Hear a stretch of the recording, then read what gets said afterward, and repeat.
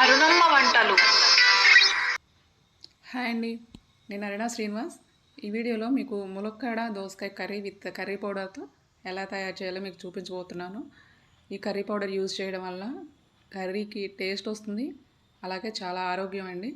చాలా గ్రేవీ వస్తుంది, చాలా బాగుంటుంది. రోట్లీలోకి రైస్లోకి సూపర్గా ఉంటుంది. ఈ కర్రీ పౌడర్ వీడియోని నేను మన ఛానల్లో అప్లోడ్ చేశాను, తప్పకుండా చూడండి. లింక్ని డిస్క్రిప్షన్లో ఇస్తాను. ఈ కర్రీ మనకు లంచ్ బాక్స్లో కానీ రోటీస్లో కానీ చాలా సూపర్గా ఉంటుంది. మీరు ట్రై చేసి ఎలా వచ్చిందో కామెంట్ సెక్షన్లో కామెంట్ చేయండి. ఒక ప్యాన్ పెట్టుకోవాలి, దానిలోకి ఆయిల్ వేసుకోండి. నేను ఒక 5-6 స్పూన్ల ఆయిల్ వేసానండి. ఇది వేడెక్కిన తర్వాత దీనిలోకి ఉల్లిపాయ ముక్కలు వేసుకోవాలి. చిన్నగా కట్ చేసుకున్న ఉల్లిపాయ ముక్కల్ని వేసుకోండి. ఈ కర్రీ చేసుకోవడం చాలా ఈజీ అండి. ఒక్కసారి కనుక మన కర్రీ పౌడర్ చేసి పెట్టుకుంటే ప్రతి కూరలోనూ వేసుకోవచ్చు. ఇది చాలా హెల్దీ అన్నమాట. మీరు కూడా తప్పకుండా ఇలాంటి కర్రీ పౌడర్స్ని చేసుకుని కర్రీస్లో వేసుకోండి. దీనిలో కొంచెం సాల్ట్ వేసుకొని హై ఫ్లేమ్లో పెట్టుకుని ఉల్లిపాయలు బాగా మగ్గే వరకు మగ్గించుకోవాలి. మనం గ్రేవీ కర్రీ కాబట్టి పూర్తిగా వేగక్కర్లేదండి, 3 వంతులు మగ్గిపోతే సరిపోతుంది. దానిలోకి ములక్కాడలు వేసుకోండి.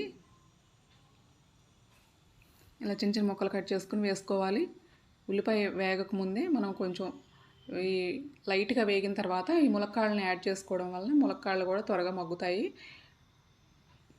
ఉల్లిపాయలు బాగా వేగిన తర్వాత వేస్తే కనుక ఉల్లిపాయలు ఇంకా బాగా ఎక్కువ వేగిపోయి మాడిపోతాయి. అందుకని ఉల్లిపాయలు మగ్గక ముందే మనం ములక్కాడలు కూడా వేసుకోవాలి. అలాగే ఒక 2-3 నిమిషాలు హై ఫ్లేమ్లో పెట్టుకుని వేయించుకున్న తర్వాత కట్ చేసుకున్న దోసకాయ ముక్కలను కూడా వేసుకోండి.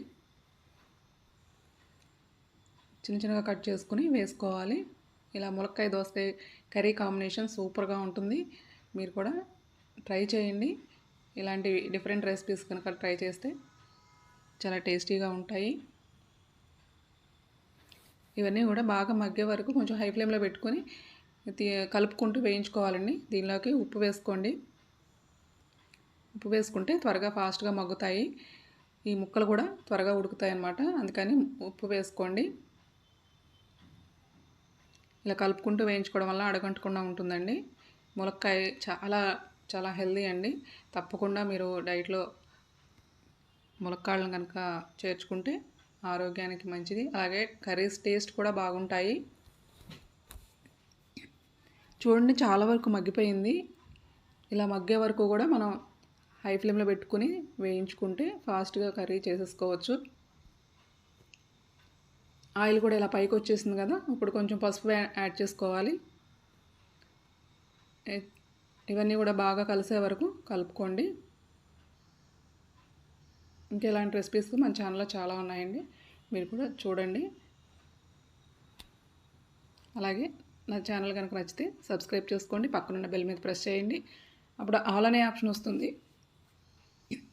ఆల్ అనే ఆప్షన్ కూడా క్లిక్ చేస్తే నేను న్యూ వీడియో పోస్ట్ చేయగానే మీకు వెంటనే నోటిఫికేషన్ వస్తుంది. మీరు వెంటనే వీడియోని చూడొచ్చు.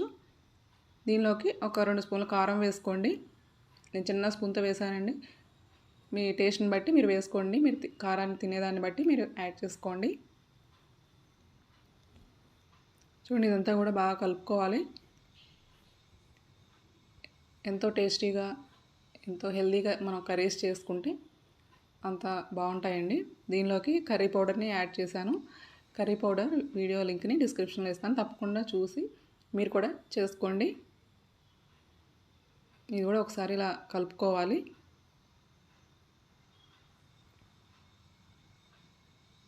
చూడండి, ఇలా మనం ఎక్కువ ఆయిల్స్ కూడా యూజ్ చేయకుండా కర్రీ పౌడర్ని వేసుకుంటే కనుక చాలా టేస్టీగా ఉంటుంది. మన ఆయిల్ తక్కువైనా కూడా కర్రీ రుచిగా ఉంటుంది. దీనిలోకి ముక్క మురిగే వరకు కొంచెం వాటర్ పోసుకోవాలి. చూడండి, ఇదంతా కూడా బాగా కలుపుకునేసరికి మనకి గ్రేవీ అనేది చిక్కగా వస్తుంది. వాటర్గా లేకుండా, లైట్గా పలుచగా లేకుండా గ్రేవీ థిక్గా వచ్చి కర్రీ అనేది చాలా టేస్టీగా ఉంటుంది. రైస్లోకి రోటీలోకి సూపర్గా ఉంటుందండి. వీడియో చివరి వరకు చూస్తే మీకు ఏమేమి ఇంగ్రీడియంట్స్ వేసేది మీకు క్లియర్గా అర్థమవుతుంది. మీరు మిస్ అవ్వకుండా లాస్ట్ వరకు చూడండి, అప్పుడు క్లియర్గా వీడియో మొత్తం బాగా అర్థమవుతుంది. మీరు ఈజీగా చేసేయగలుగుతారు. చూడండి గ్రేవీ ఎంత చిక్కగా వచ్చిందో. అందుకని ఇలాంటి కర్రీ పౌడర్స్ యూజ్ చేసి కర్రీస్ని చేసుకుంటే రుచి, ఆరోగ్యం అనేది మన సొంతం అవుతాయి. మీరు తప్పకుండా ట్రై చేయండి. మీ ఫ్రెండ్స్కి కూడా ఫార్వర్డ్ చేయండి. Thanks for watching.